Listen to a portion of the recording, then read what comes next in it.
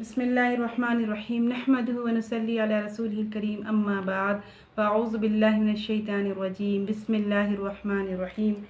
सूरह रूम आयत नंबर 20 में अल्लाह ताला फरमाते हैं, वमिन आयातिही अन खलक़ा लकुम मिन अनफुसिकुम अज़वाजन लितस्कुनू इलैहा वजअल बैनकुम मवद्दतन व रहमा।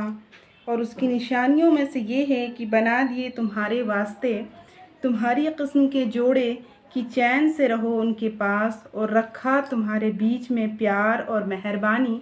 इन्न फ़ी ज़ालिका लआयातिन लिक़ौमिन यतफ़क्करून।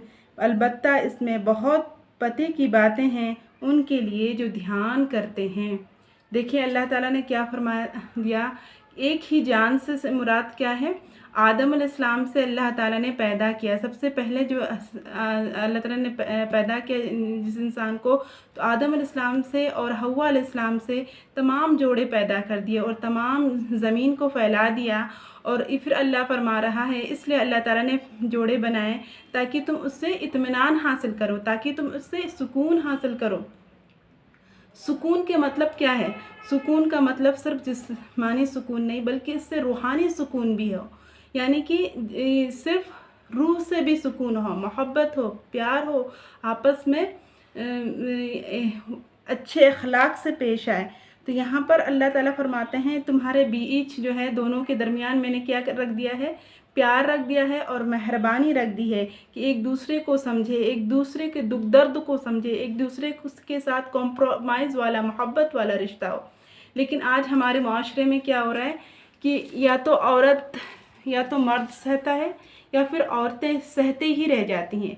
ज़्यादातर तो औरतें इसमें मुब्तला है कि सिर्फ जो है जितना हो सकता है वो जुल्म और ज़्यादती बर्दाश्त करती रहती हैं, और फिर वो कॉम्प्रोमाइज़ कर के उनकी ज़िंदगियां तबाह हो जाती हैं।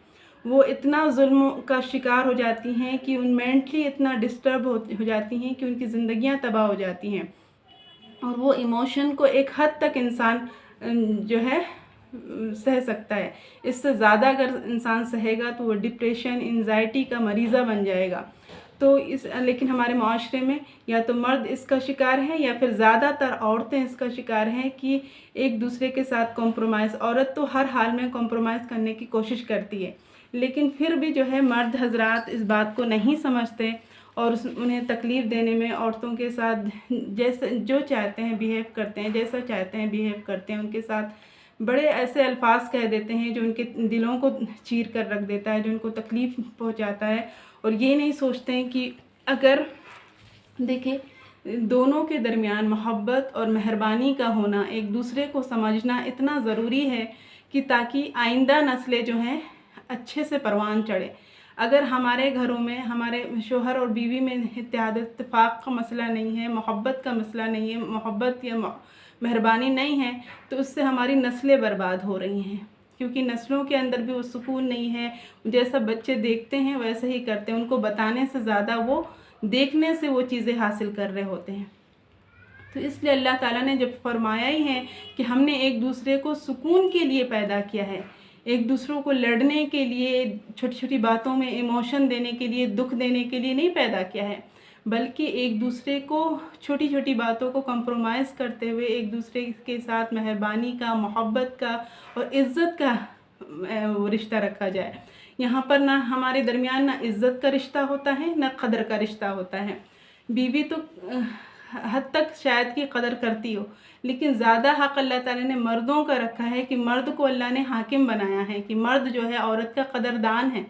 तो मर्द को चाहिए कि वो औरतों को इस तरीके से इज़्ज़त दे, वो कदर दे, वो मोहब्बत दे। जब औरत को वो कदर, वो मोहब्बत, वो इज़्ज़त मिलेगी तो औरत क़ुरबान होने का जज्बा रखती है। औरत के अंदर अल्लाह ने वफ़ा रखा है। तो लेकिन इस बात को नहीं समझा जाता कि ज़्यादा से ज़्यादा आज जो हमारे माशरे में हो रहा है वो शोहर बीवी का बहुत ज़्यादा झगड़ा है। इससे हमारे घर के माहौल ख़राब हो रहे हैं, इससे नस्लें बर्बाद हो जाती हैं। तो इसीलिए हमें चाहिए कि हम एक दूसरे के साथ नरमी का मामला रखें, मोहब्बत का मामला रखें, मेहरबानी का मामला रखें। अगर कोई बात हो जाए तो एक छोटी छोटी बातों को दरगुजर कर दिया जाए, और अगर कोई बात हो जाए तो आपस में डिस्कस करें, उसका अच्छी तरीके से मसला निकालें।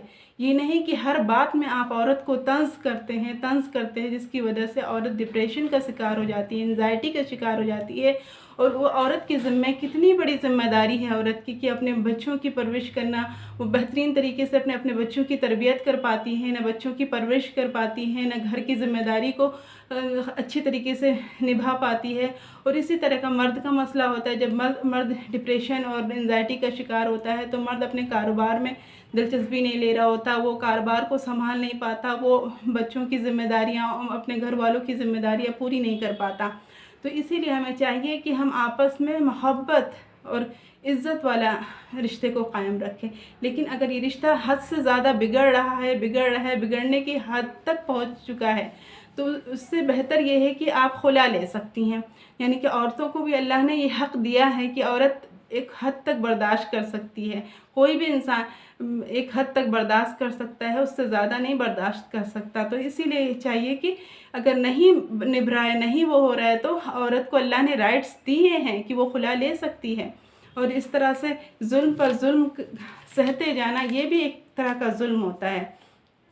یہ مینٹلی ٹارچر اگر اس طرح سے عورت پر ہوتی رہے گی تو یہ بہت زیادہ آگے چل کر تباہیاں برپا ہوں گی، اور تباہیاں ہو رہی ہیں اور نسلیں برباد ہو رہی ہیں۔ تو اس لیے اس سے بچایا جائے، اور اللہ تعالیٰ نے جو حکم دیا ہے اسی کے مطابق اپنی زندگی کو بسر کریں، اور زیادہ سے زیادہ اللہ کے حکموں کو پر عمل کرنے والا بنائیں، قرآن کے مطابق اپنی زندگی کو بنائیں، اور نرمی اور برداشت اور صبر سے یہ رشتہ جو ہے قائم ہوتا ہے۔ اللہ تعالیٰ ہمیں صحیح سمجھ عطا فرمائے، قرآن کی صحیح سمجھ اور اس پر عمل کرنے والا بنائے۔ وآخر دعوانا الحمد للہ رب العالمین۔ السلام علیکم۔